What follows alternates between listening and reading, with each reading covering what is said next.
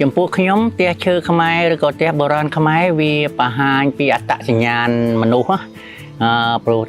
សិល្បៈខ្មែរយើងវាមិនមែនកើតថ្មីហ្នឹងអញ្ចឹងដើម្បីយើងមានផ្ទះដល់ថ្ងៃហ្នឹងវាសឹងនឹងឆ្លងកាត់ការវិវត្តហ្នឹងវារាប់រយឆ្នាំមកដែរអញ្ចឹងខ្ញុំគិតថាផ្ទះឈើខ្មែរវាសឹងតាំងអស់អីកែរូបរាងហ្នឹងគឺឈានដល់កម្រិតមួយគឺអស់អីកែហើយអញ្ចឹងទៅ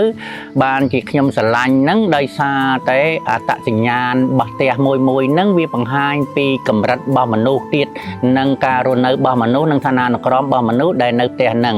ដូច្នេះផ្ទះឈើខ្មែរវាមិនត្រឹមតែជាផ្ទះរស់នៅទេវាបង្ហាញពីអត្តសញ្ញាណជាដួងព្រលឹងនៃគ្រួសារនីមួយដែលគាត់រីករាយគាត់ទទួលធ្វើគាត់សង់នៅហើយគាត់រីករាយនឹងការរស់នៅរហូតដល់តជំនាន់កូនចៅមកហ្នឹងគឺសិតតែមានប្រវត្តិដែលតាក់ទងជាមួយនឹងគ្រួសារពូជពងរបស់គេនឹងរៀងខ្លួនអញ្ចឹងណារូបបានថាផ្ទះកឹងហ្នឹងសម្រាប់តាអ្នកដែលមានបណ្ដាសាក់ខ្ពស់ពោះទៅរោងឌឿងរោងដោលសម្រាប់តាអ្នកមានទូធីអីទៅហើយផ្ទះរោងឬក៏ផ្ទះអីធម្មតាផ្ទះស្លឹកអីសម្រាប់ប្រជារាស្ត្រសាមញ្ញហ្នឹងផ្ទះទាំងអស់ហ្នឹងគឺសិតទៅបង្ហាញពីអត្តសញ្ញាណរបស់ម្ចាស់និងកំណត់